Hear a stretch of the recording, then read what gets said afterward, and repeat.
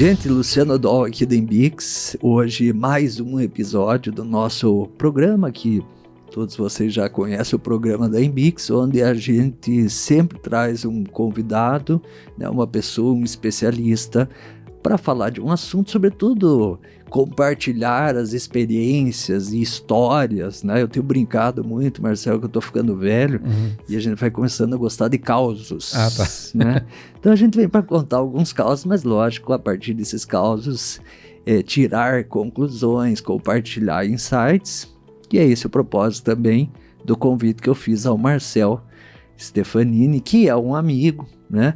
E que tem uma experiência internacional, inclusive norte-americana, com startups. Ele tem uma trajetória bacana, ele vai compartilhar, vai contar pra gente. Marcel, obrigado por ter aceitado o nosso convite. Que isso, eu fico muito feliz de estar podendo aqui compartilhar um pouco da minha experiência, dos nossos, tudo que já passei na minha vida. É uma felicidade enorme estar aqui com vocês. Você é um cara de marketing, a tua formação... Meu bacharelado foi em marketing, né? Eu me formei já fazem mais de 10 anos. E eu sou marqueteiro, assim, desde pequeno. Sempre gostei muito de marketing, sempre gostei de fazer trabalhar com arte, trabalhar com esse tipo de coisa. E sim, minha formação é marketing. Criatividade e tudo. Você formou no Brasil? Não, eu me formei já formou fora. Me formei fora, eu fui fazer intercâmbio lá em Utah. Depois eu retornei aqui, terminei o terceiro ano e fui fazer a faculdade lá. Eu me formei na BYU, na Merit School. Bacana. E então você, até 17, 18, você falou, estava aqui, já iniciou uma carreira e totalmente uma vida lá. Como é que é estudar? Essa é uma pergunta que eu acho que é válida, né? Como é que é estudar numa universidade americana e a cultura, a mentalidade? O que você entende, assim, que você acabou tendo de diferenciais tendo uma formação fora? Olha, assim, a gente sempre pensa, acho que hoje o mundo está muito mais globalizado na época que eu fui, né? Na época que eu comecei a faculdade foi uma adaptação muito difícil, justamente porque eu fui o primeiro de casa a sair, né? Para sair, foi para a faculdade, eu sou o mais velho, foi tudo novo, muito difícil, a adaptação foi complicada, mas eu vejo assim que a dinâmica de aula, ela é muito mais aberta a pessoas de fora, eles trabalham muito isso, então isso me ajudou de certa forma a me adaptar, porque eles fazem questão de ter pessoas de vários continentes, vários países, justamente para trazer pensamentos inovadores, diferentes, né? Diversidade. Muita diversidade, e isso eu achei sempre muito legal nas faculdades lá, que o Brasil ainda sente falta, assim, eu acho que tinha que trazer pensamentos distintos, né, no campo educacional para poder adequar e vir com novas ideias. Então, isso eu vi uma das grandes diferenciais lá, que apesar do momento difícil que foi me adaptar, eu sempre senti muito bem-vindo lá, né? Nunca senti assim um peixe fora da água, de forma alguma. Eu achei que eles sempre faziam o extra pra gente se sentir bem-vindo, pra escutar o que a gente tinha a falar. Um ambiente totalmente dinâmico e muito acolhedor.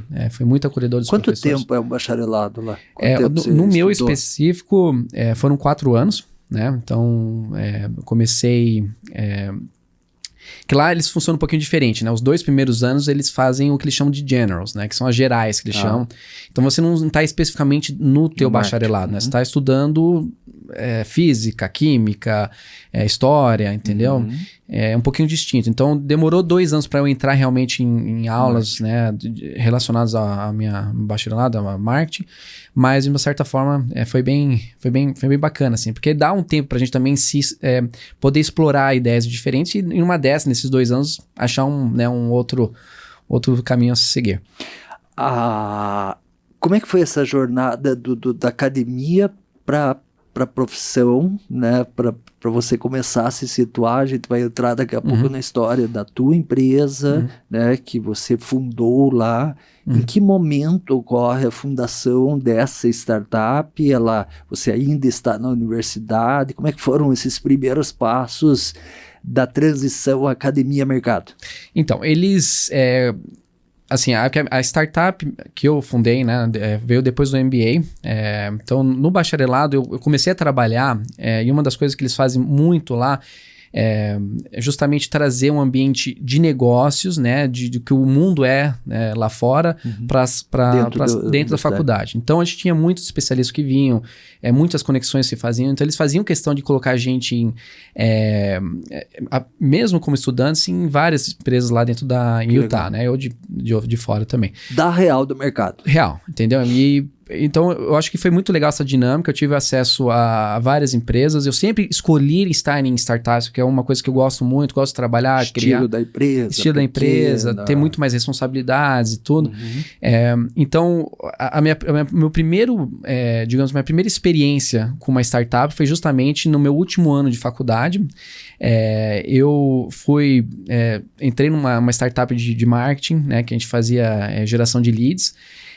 Na época, foi em 2009, 2010 mais ou menos, eu já começava a controlar campanhas de Google, de Analytics, já com multimilionária já, sabe? Então me deu uma exposição muito grande já logo de cara, com orçamentos muito grandes. Isso me ajudou bastante, porque além de me dar uma responsabilidade que até então eu nunca imaginava que eu consegui tão cedo na minha carreira, me ajudou também a saber o que queria realmente fazer isso ou não, entendeu? Você então era um estagiário? Não, eu cheguei a fazer um estágio de 6 meses pela faculdade, só que a faculdade mesmo deslocava a gente para as empresas.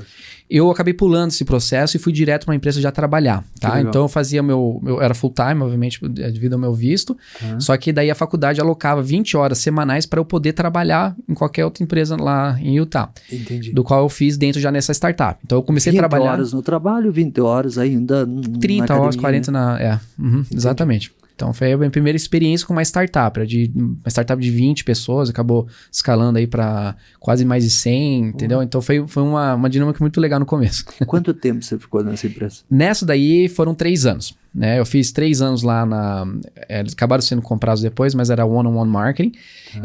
Acabei sendo contratado numa outra empresa logo após o meu casamento. Fui trabalhar com essa outra empresa que do mesmo mercado, fazia mais ou menos a mesma coisa. E aí eu trabalhei mais um ano e acabei retornando ao Brasil, né? E foram 3 anos pós-faculdade, assim, no total, digamos assim, de experiência, fora aquilo que eu já tive dentro como estudante, mas também trabalhando. Mas não era ainda a startup não que era você minha. fundou? Não. Então, assim, você voltou ao Brasil antes de fundar a sua, isso? Mas eu já já conhecia o rapaz que a gente fundou a empresa depois. Você vê como as coisas são, né? Conexão. A conexão já tinha sido feita lá com essa própria startup, entendeu? Então, voltamos para o Brasil, trabalhando diretamente com a empresa da minha esposa, tudo. Eventualmente tivemos que voltar devido ao diagnóstico da minha filha. Summer, com 2 anos, foi diagnosticado com autismo. Voltamos lá, fiz a escolha para voltar para fazer meu MBA, né? E durante a faculdade foi que eu entrei em contato com um rapaz no meu primeiro emprego, que é o Sam, foi no Moana, que estava trabalhando, que já trabalhou naquela empresa startup que eu tinha trabalhado. Depois ele acabou indo para outras, como ele trabalhou na Adobe, chegou a trabalhar, fazer uns projetos de consultoria na Google, no qual ele estava lançando um próprio produto, né? E daí eu já estava no meu MBA já, né? Já estava no MBA na BYU também, voltei na mesma faculdade para fazer o meu MBA. E de lá... Mas você fazia a distância daqui ou não? Não, já estava lá, já tinha mudado. Eu voltei pro Brasil, a gente ficou mais uns 4 anos aqui no Brasil, a gente voltou para... Voltou para lá, nessa época, entendi. Teve o diagnóstico da Summer. Tá. Voltei, obviamente, por causa do visto, tudo, a gente tinha que, eu voltei como estudante para lá. E daí, fazendo meu full time mesmo também, aí o Sam fez esse approach para poder a gente começar a trabalhar nessa startup, que até então era Stoke Analytics. Te convidou para ser fundador junto. Fundador junto com ele. Entendi. E ele já estava trabalhando com outro rapaz, que era o Nate, e eles dois estavam trabalhando e me queriam trazer para poder lidar com o marketing, entendeu? Era zerado, né? Não faziam nada, assim. Eles eram muito... o pessoal de Analytics mesmo. O cara, o developer, ele fez todo o programa, o sistema, muito bom, só que faltava para ele essa parte aí de marketing. Vocês eram 3 sócios? No começo, sim. O que fazia o negócio? Então, colocado só numa explicação bem básica, assim, né? Porque eu posso chegar em detalhes, mas... Trocando em miúdos. Trocando os miúdos, né? Mas, assim, de uma forma bem simplista, a gente conectava sistemas de marketing, né? Então, você tem, por exemplo, um Google Analytics, né? Ele vive nesse determinado sistema da Google, obviamente. Plataforma deles, específica. Só que existe um grande problema entre essas plataformas, que muitas delas não se conversam, né? Ou você tem um API, quer dizer, elas têm um API para fazer essas conexões, mas aí isso demanda muito trabalho, dinheiro, desenvolvimento para poder fazer essas conexões, e muitas vezes delas são falhas. Então, o que o Sam criou, né? Foi um sistema, um software que transformava, né? Não era uma plataforma, ele fazia uma conexão ponto a ponto desses sistemas. Então, são sistemas antagônicos, né? Que muitas vezes não se falam, porque o grande problema no marketing é você poder especificar, direcionar exatamente, saber quem que é a pessoa que clicou no teu ad, por exemplo, numa campanha, o que ela fez até o final, quanto que ela comprou no site, digamos, entendeu? E muitos desses sistemas tem possibilidade de fazer isso, mas muitos deles você faz campanhas em distintos lugares e acaba perdendo o controle exato de como funciona. Não consegue traquear a jornada funil completo. Inteiro, funil. Então não tem muito problema apesar que tem muitas soluções assim no mercado, o nosso ele fazia de ponta a ponta, começo do funil até o final. Então, daí se o cara tivesse, por exemplo, plataformas diversas, a tua solução integrava isso. Se ele tinha o Meta, se ele tinha o Google, ele integrava isso e dava um ambiente único para o teu usuário, pro teu cliente. E aí ele escolhia qual ambiente ele queria trabalhar. Porque o que geralmente acontece, e a solução que o mercado tinha apresentado até então, era fazer uma plataforma geral, que eles chamam de CDP. Então, geralmente, eles têm uma plataforma grande, onde você puxa essas informações e você aí faz esse trabalho para poder mandar os analytics de volta. O que a gente fazia, que era o diferencial, a gente transformava isso e mandava direto para o sistema de escolha do cliente. Então, por exemplo, se uma equipe de marketing trabalha com o Adobe Analytics, né, o sistema que eles fazem toda a análise de tráfego, de acesso no site, enfim, eu não precisava ter uma outra solução para daí então puxar informações de outros sistemas. Ele fazia tudo dentro do Adobe Analytics. Entendi. Então era uma API que ele transformou os sistemas, transformava toda a informação que vinha do Facebook para aquilo que o cara usava. Direto para aquilo, entendeu? Então esse era o pulo do gato, assim, digamos, sabe? Então era direcionado ao que você já tinha como sistema. Quando você chegou da empresa, o quão madura essa solução era? Não tinha nada? Era bem... MVP. Era um MVP, apesar que ele já tinha 2 clientes bem grandes. Um deles era a Comcast, que é uma empresa de internet, enfim, muito grande. A Cisco era outra. Só que eram clientes grandes, só que ele trabalhava muito mais com uma consultoria para eles. Entendi. Tinha a solução que ele tinha desenvolvido, só que era como você falou, um MVP. Então tinha muitas coisas que ele estava trabalhando com os times. Isso ajudou a gente bastante no começo, porque ele já tinha esses clientes que ele já tinha trazido anteriormente, né, que ele tinha do trabalho que ele já tinha feito. Mas o sistema por si só, como uma solução, ele era muito, muito precário. Um pouco daquilo que a gente fala assim, né? Ele estava fazendo meio que o não escalável ali, que seria essa consultoria, entendendo dores e estruturando o produto. E ganhando dinheiro já, entendeu? Que era monetizando no começo, né? Que é importante para manter vivo o negócio. Como é que foi essa jornada, né? Como diz o título nosso, né? Do seed e aquisição, né?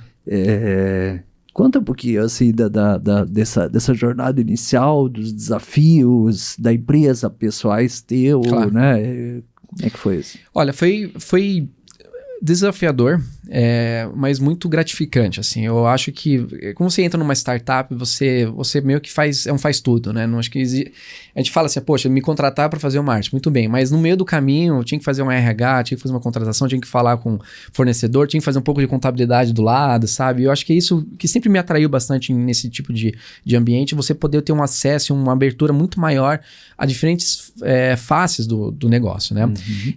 Como eu falei, o negócio ele não estava maturado, a gente tinha ainda um MVP pronto, digamos, para poder escalar, mas existia a dinâmica de mercado que a gente não tinha conhecimento, né? A gente nunca tinha demonstrado, eles não tinham pego esse produto e mostrado no mercado. E aí, vamos comprar? O que vocês acham?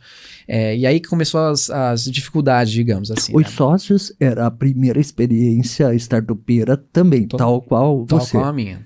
Quer dizer, a minha, eu já tinha uma experiência... profissional. Profissional, por ter feito parte de uma startup, mas... Sem cofundar uma empresa. Não como fundador. Não era né? um second founder. Não.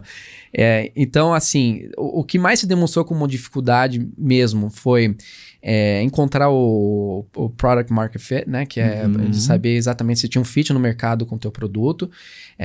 Trabalhar com B2B lá nos Estados Unidos é difícil também.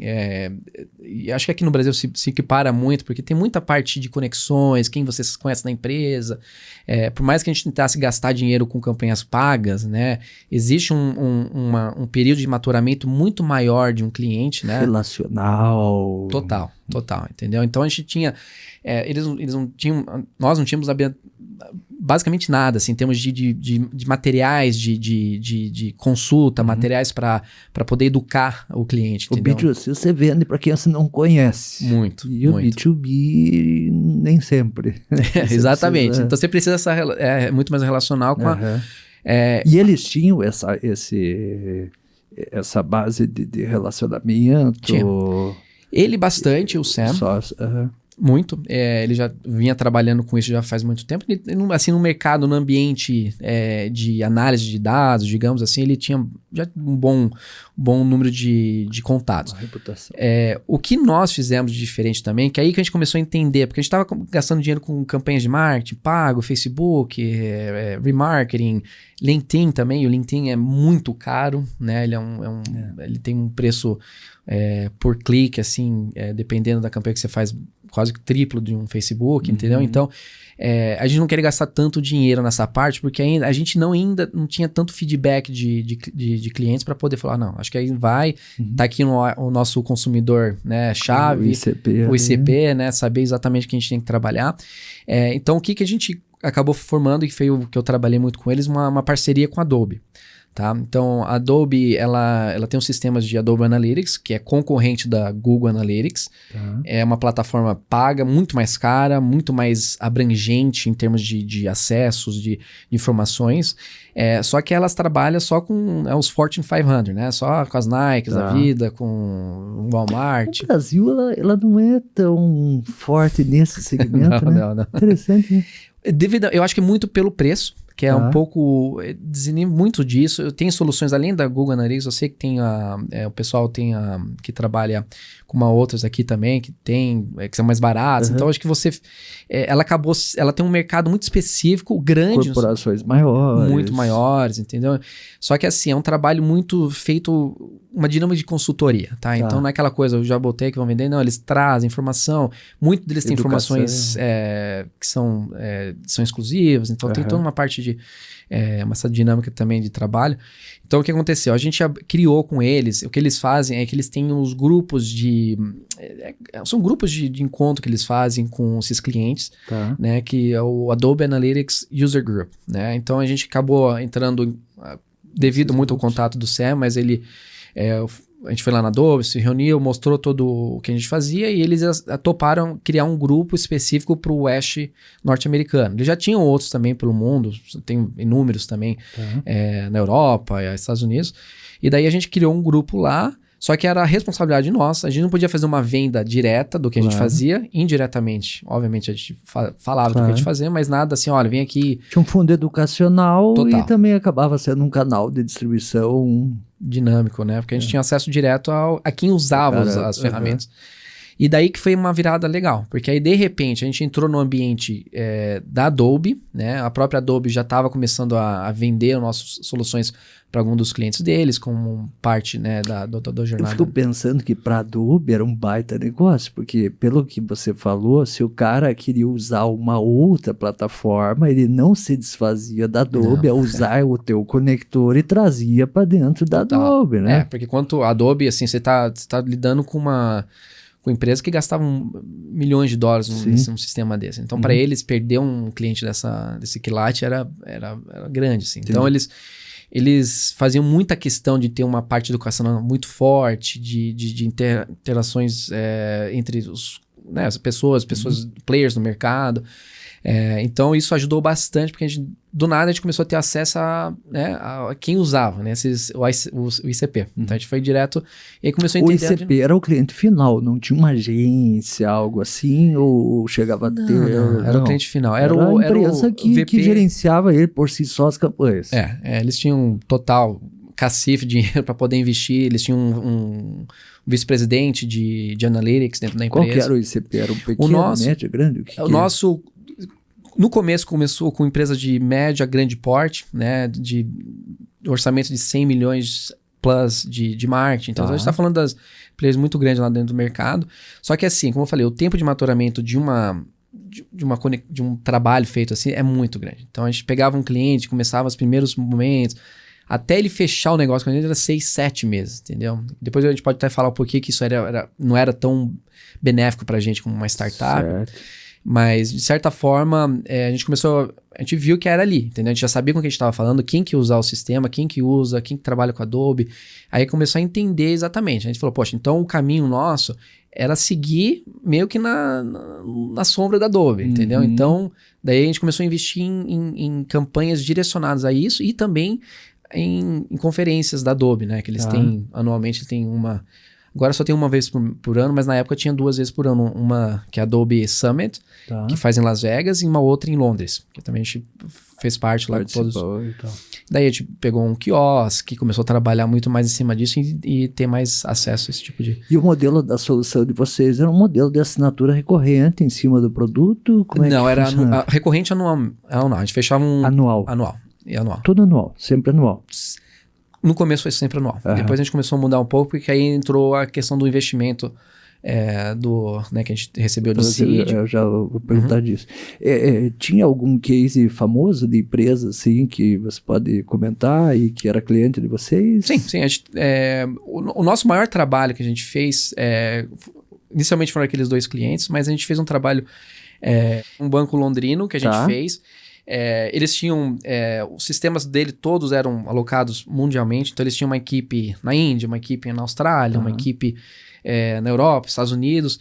Só que acontecia, o grande problema no marketing que trabalha com análise é que a gente chama de silos, né? Que são silos de informações muitas vezes não estão unidos. Então você tem uma equipe na Índia que trabalha com uma informação que às vezes é totalmente equivocada, desconhecida do outro, desconectada com o que está lá na Europa, entendeu? Então eles tinham muito esses problemas. Então eles tinham um acesso gigantesco de usuários, só que muitos deles, eles eram quase que anônimos para eles, sabe? Então isso demonstrava um problema muito grande para eles gastar milhões e milhões com marketing. Poxa, no final das contas, não sei nem quem que tá clicando aqui, entendeu? Entendi.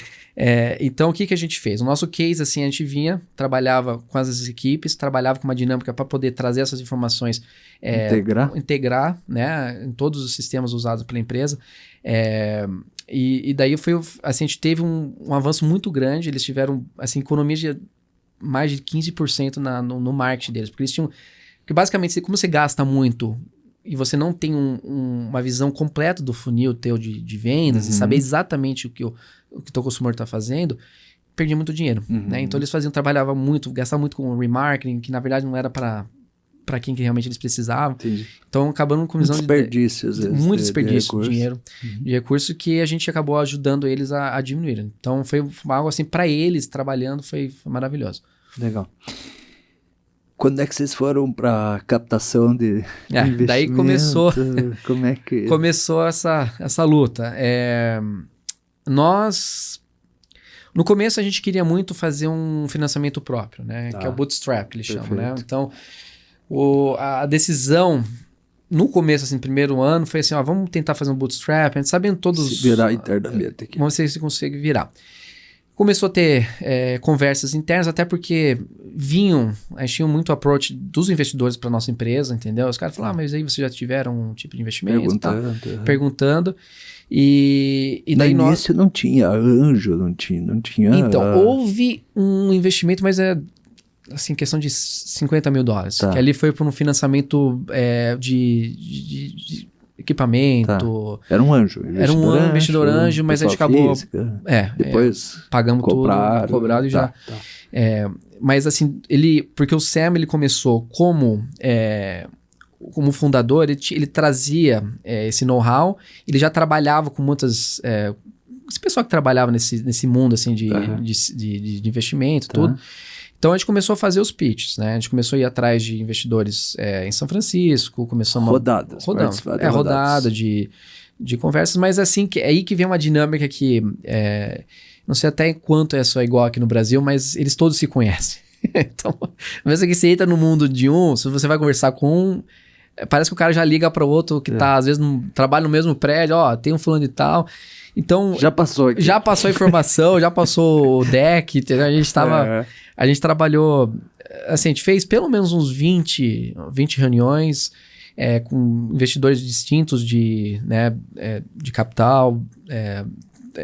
Tentamos também lá em São Francisco.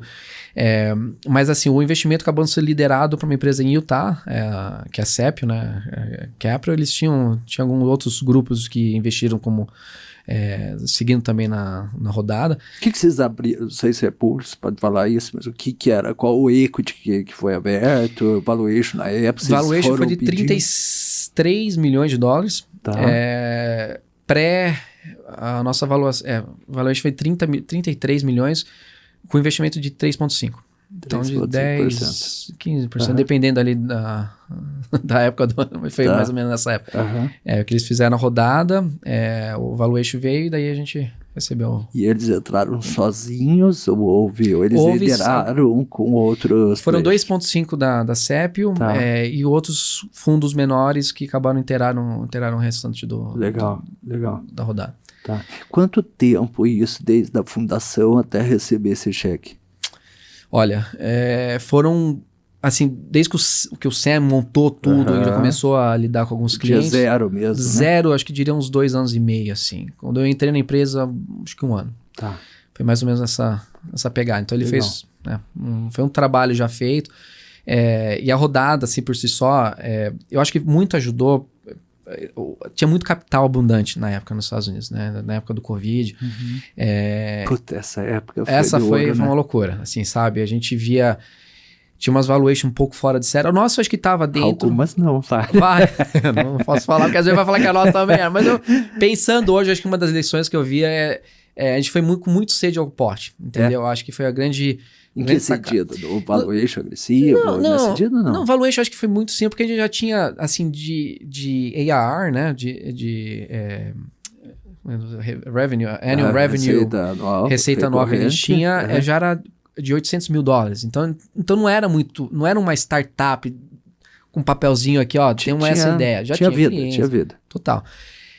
Então é que aí que veio a questão, né? A gente foi com muito sede ao pote, porque a gente viu, tem muito capital abundante, né? A gente não precisa do capital de verdade, não precisava, assim. Mas, acho que era um momento de fazer, agora eu tiro certeiro. Ou vamos, ou vai ao racha, entendeu? Então, acho que o valuation, ele tava dentro, umas coisas desajustadas, questões de equity, né? Porque eles pediam mais. Então, a gente teve muito vai e volta nisso, entendeu? Acabamos... negociação que agisse todo mundo. E também tem todo o equity pool para os funcionários, como eu, como né, o Nate também. Enfim, foi legal, foi bacana, mas a gente acabou...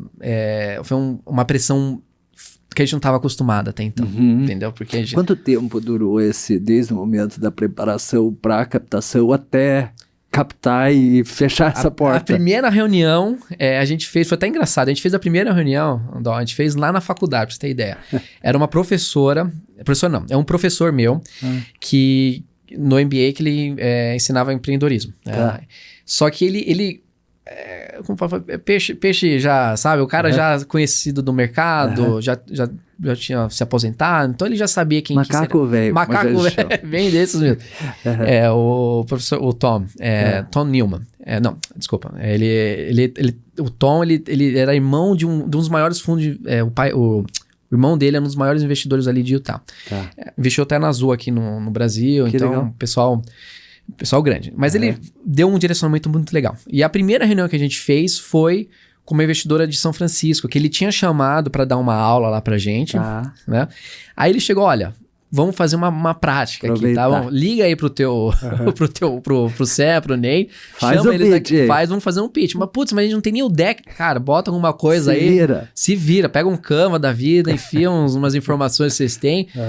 Foi uma loucura, assim, foi uma questão que ela deu aula, tipo, umas 8 horas da manhã e a gente foi almoçar e 2 horas a gente tinha que ter tudo pronto pra ela sentar, porque depois ela pegou um avião e ir embora pra São Francisco.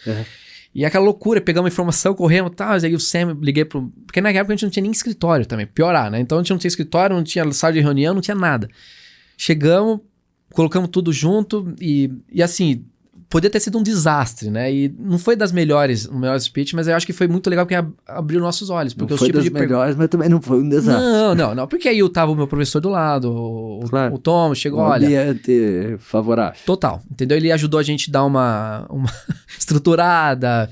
Mas eu acho que foi legal porque a gente começou a entender as perguntas que eles faziam, entender o que realmente eles procuravam nos investimentos, entender qual que era a dinâmica, né, de trabalho que eles... Então, acho que abriu muito os nossos olhos. Foi muito bacana. Que legal. Mas foram 6 meses, assim, desde essa primeira reunião até a gente pegar o cheque. Quando veio o cheque, o que mudou? Olha, aí que... mudou muita coisa. Coisas boas e coisas ruins. Total. E aí foi, eu acho que um dos maiores... ensinamentos que eu tenho dentro desse mundo de startup, de investimento, é que o dinheiro pode virar tóxico também.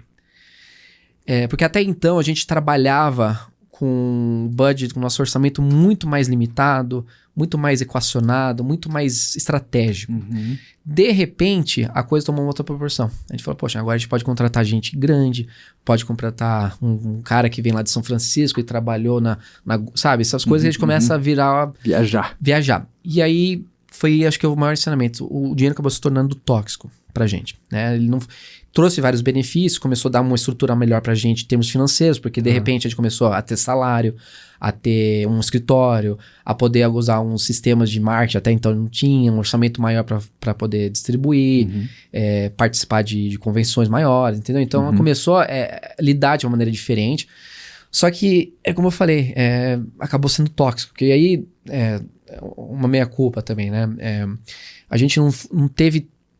A gente foi menos criterioso com o dinheiro depois, entendeu? Entendi. E parece até ruim a gente falar isso, mas acho que foi um grande visor de águas. Soltaram a rédea ali, pô, agora dinheiro não é mais um problema, vamos gastar. E aí que vem o grande problema, que dinheiro pode ser um problema também, dependendo se você não tem uma estratégia. Claro.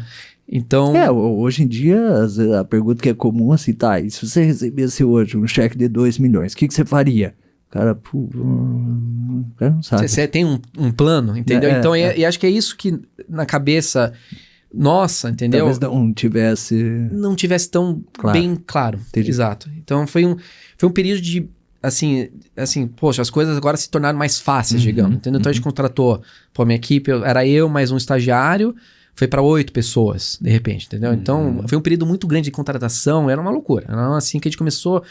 Só que o mercado não foi seguindo, né? Pós-Covid, assim, digamos assim, o mercado começou a dar uma estagnada. O pessoal começou a cortar orçamento de marketing. Então, foi assim... Foi uma fase... Foi um dinheiro muito importante, que poderia trazer muito benefício, mas ao mesmo tempo foi muito difícil em termos de mercado, porque as coisas começaram a enxugar, entendeu? Entendi. Então a gente tava assim, poxa, a gente tem dinheiro, vamos crescer, vamos pra cima, né? E então eu vejo que teve algumas decisões equivocadas, nós como equipe, de ter contratado pessoas erradas, com salários altos, absurdos, que no final das contas acabou... Qual era o tamanho da equipe? Chegou até que tamanho? Olha, a gente teve... Só desenvolvedor foram... a equipe de desenvolvimento era 6, mais 8 minha. Então aí 6... Chegou a quase 16. 16 pessoas. De 3 a 16 em questão de 3 meses. Entendeu? Um estagiário ou outro aqui, contratando, mas assim, de repente começou a trabalhar, a gente não tinha nem pessoal de RH, pra você ter ideia. Então, a dinâmica de trabalho, a gente não estava preparado, sabe? Eu acho que foi uma coisa assim que a gente, por mais metódico que o CEO era, que o Sam era, a gente entendeu de uma maneira equivocada, assim. A gente tem que ter um pouquinho mais de trato com o dinheiro para entender que a gente tinha que prolongar o nosso runway. Entendeu? E isso tudo acabou trazendo um período menor que a gente tinha que trabalhar o dinheiro para ter o resultado. Você falou errando, vocês planejaram, eu vou usar esse recurso por 18 meses, daí vou abrir uma outra rodada, tinha essa questão? Interessante que não teve. E eu acho que foi um dos erros. Foi a única rodada? Foi uma única rodada. A gente teve teve a Seed, né, mas a Anjo, se quiser considerar o do valor, mas foi a única rodada. E assim, para um investidor, quando ele olha de fora, assim, ele fala assim, exatamente isso. Qual vai ser a próxima rodada? Qual que é o runway? Isso. E o que eu faço? Ou eu faço, né? Ou a empresa vai pro buraco, ou ela vai ser vendida, ou vai para uma próxima rodada, né? Acho que é muito da água pro vinho, assim. Você não tem muita distinção. Vamos tentar... Eles querem um resultado muito rápido, entendeu?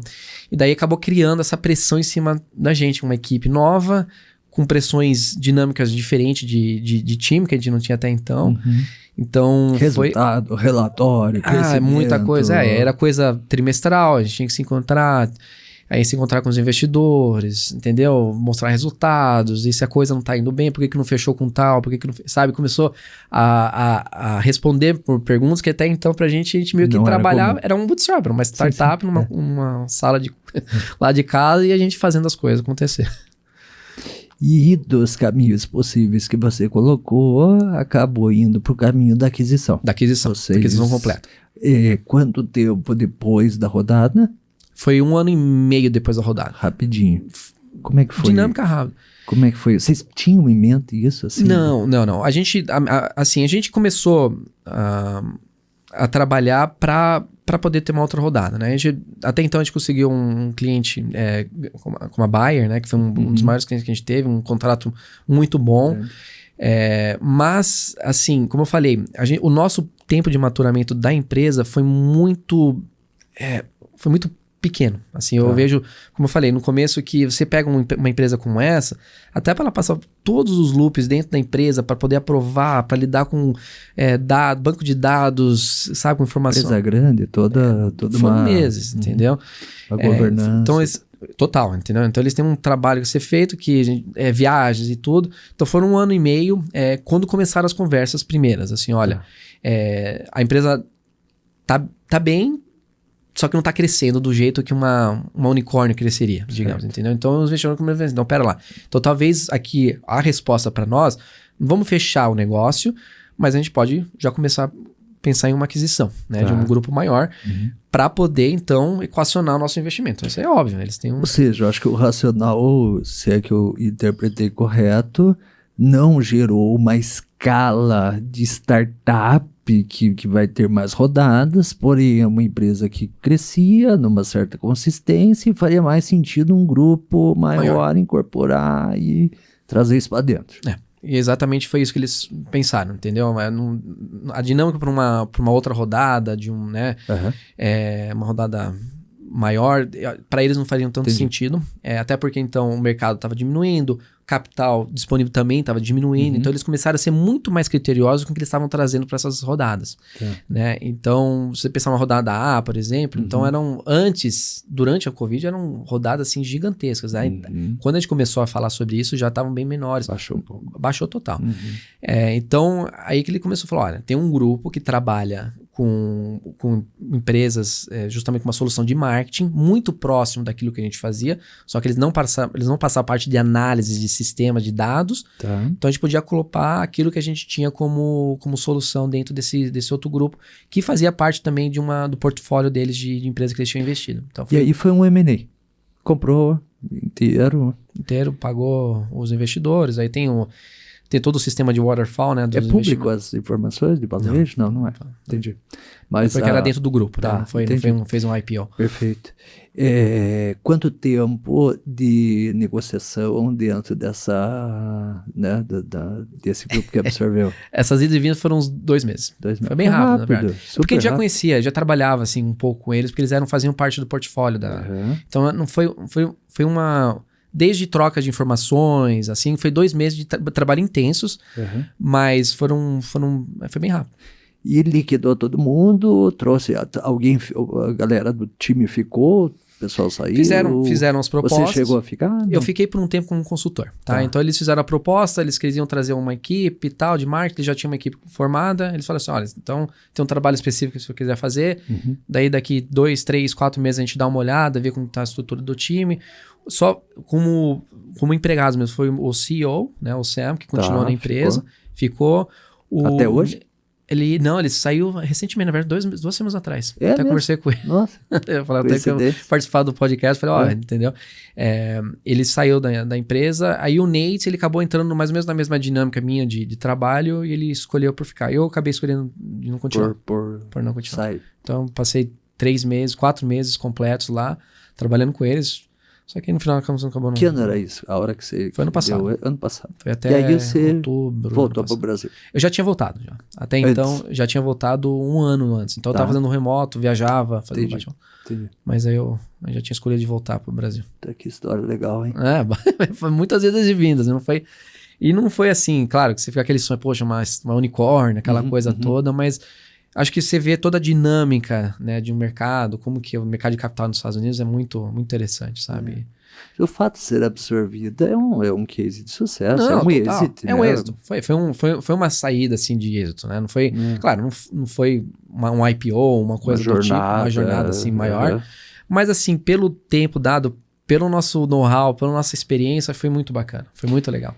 E agora?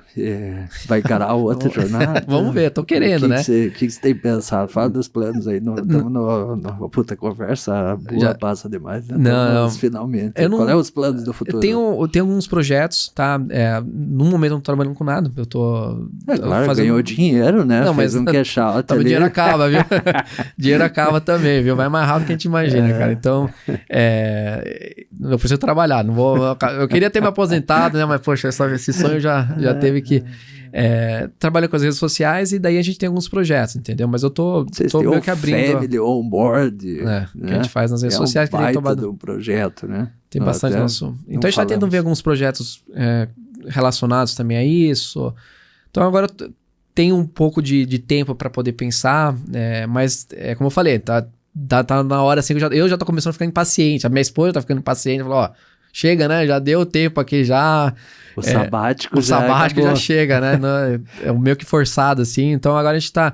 Eu tô vendo agora opções. Talvez... Mas não pretende voltar para os Estados Unidos? Não, inicialmente não. Entendi. Só se houver uma mudança brusca, assim, mas... Quantos seguidores tem o Family on Board? Aí já tá, acho que 597 mil no Instagram. YouTube já estamos na... mais de 450k. Então a gente tem bem diversificado, assim. A gente tem 320, acho que no TikTok. Então a gente conseguiu diversificar bastante, né? Porque geralmente você cresce muito em um para depois crescer em outro. A gente meio que cresceu tudo junto, assim, sabe? Entendi. O Instagram foi o que mais cresceu, mas... Em 1 minuto, o que faz o Family on Board e qual é o propósito? O propósito é... Esse é outro episódio, né? Não, podemos falar bastante. O spoiler pro outro. Ele é conscientização pro autismo. Né? Para trazer informações para famílias de crianças atípicas. Quando a Summer foi diagnosticada há 7 anos atrás, havia muita pouca informação. Era muito pouco divulgado, né? Acesso a esse tipo de informação. Então, a nossa ideia... lá atrás foi de tentar facilitar esse acesso e assim foi um case muito de sucesso, né? Isso eu tenho muito orgulho de falar, porque aí começamos a divulgar coisas aleatórias no nosso dia a dia, mas falando o que a gente está fazendo, mas isso acabou tomando uma proporção muito maior e ver outras pessoas fazendo a mesma coisa. Então a gente vê isso de uma forma muito legal. Vocês enxergavam isso como negócio? Não. De forma alguma. Não. E a gente, de uma certa forma, a gente não enxerga porque a gente entende que tem uma gama muito grande aqui no Brasil, que ainda falta recursos, Então a gente tenta ver o que a gente vê como negócio e como não é. Então, mas empreendedorismo talvez mais social, de propósito muito mais desse lado. Do que... Mas existe, claro, uma demanda para serviço também. Então a gente... É o que a gente tem bastante pensado, mas a gente continua, tá dando, né? Minha esposa tá dá palestras no Brasil inteiro, então ela compartilha muito essa informação da nossa jornada. Só que isso aí foi muito equiparado, assim, toda a jornada do startup, tudo que a gente estava crescendo no Instagram, mudança pro Brasil, a Summer, né? A gente voltando pra cá com a Summer crescendo. Tudo aconteceu filho. junto. Foi uma muvuca, assim. Mas foi bom. Sensacional. Eu curti demais aqui, passou super rápido o tempo. Marcel, obrigado, cara, por você estar conosco aqui, compartilhar. Eu acho que é uma história legal, né? Eu acho que uma experiência, né? Que acaba norteando as ações futuras. Que, né? Você falou assim, viveu o mercado de capitais americano, as experiências, as práticas, as negociações, os erros, os desafios, né? E no mercado que a gente não está acostumado, o mercado de fora, né? Diferente. Cara, brigadaço pela tua disponibilidade, pelo tempo. Eu espero que você, nosso cliente, nossa audiência aí que costuma estar conosco, também tenha aproveitado tal qual eu aproveitei. Fico por aqui, mais um episódio. Espero você na próxima. Até a próxima. Valeu! Valeu!